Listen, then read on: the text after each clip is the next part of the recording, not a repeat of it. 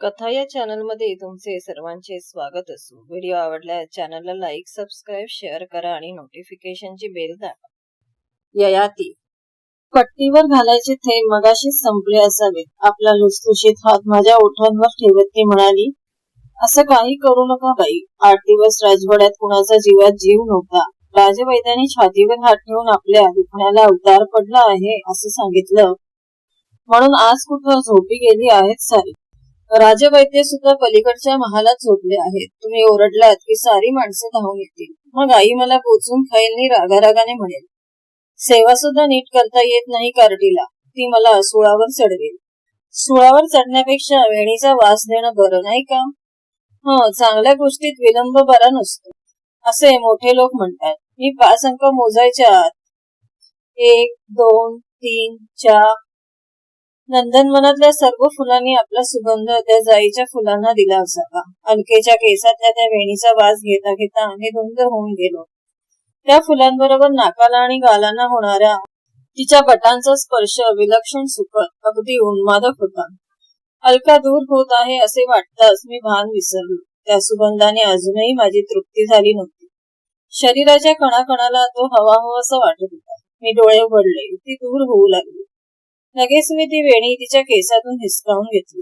दोन्ही हातांनी त्या फुलांचा सोळामोळा करत मी ती नाकापाशी नेली. कंपित स्वराने अलका उद्गारली, असं काय करावं युवराज? अजून माझं समाधान झालं नाही. आणखी सुगंध हवाय मला. आपण काय करीत आहोत हे माझे मला कळण्यापूर्वीच माझ्या बाहूंचा विळखा तिच्या मानेभोवती पडला.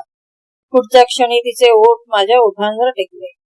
मधुर, अतिमधुर अमृत भरले होते त्या ओठात. रखरखीत वाळवंटातून चालत आलेल्या प्रवाशासारखे माझे ओठ सुकून गेले होते.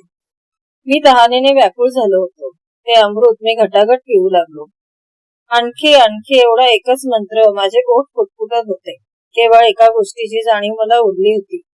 मी सुखाच्या डोहात पोहत आहे, पण त्या डोहाचे पाणी पुरेसे खोल नाही. हे काय युवराज? त्या डोहातून कोणीतरी म्हणाले. कोण होती ती? मत्स्यकन्या? मी डोळे फाडून पाहू लागलो. ती अलकाच होती. माझ्या शियेपासून दूर उभी होती ती. पण माझे ओठ अतृप्त होते.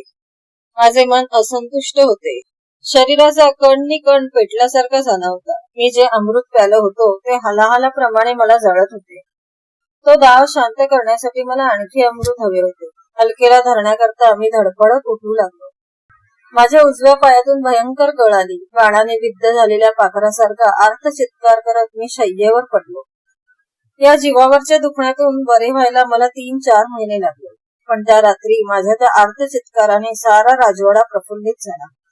मी शुद्धीवर आलो. मृत्यूच्या दारातून परत आलो या जाणीवेने सर्वांच्या जीवात जीव आला. वृद्ध राजवैद्य तर धावतच माझ्या महालात आले. एखाद्या लहान मुलीसारखे सद्गतीत होऊन ते अश्रू गाळू लागले. 8 दिवस मी मृत्यूवत पडलो होतो. त्या विचित्र मूर्छेतून मी शुद्धीवर येतो की नाही याचीच आईला शंका वाटत असावी. नगरातल्या सर्व देवतांना ती नाना प्रकारचे नवस बोलून चुकली होती. मी हिंडू फिरू लागायच्या आतच तिने ते सर्व मोठ्या समारंभाने फेडले. माझा ताप लवकरच उतरला. पायाचे हाड दुखावले होते. त्याने मात्र पुष्कळ त्रास दिला. पण अस्थिसंधी करण्यात अत्यंत कुशल असलेला एक रानटी मनुष्य राजवैद्यांनी पूर्व आर्यवर्तातून मोठ्या परिश्रमाने आणवला.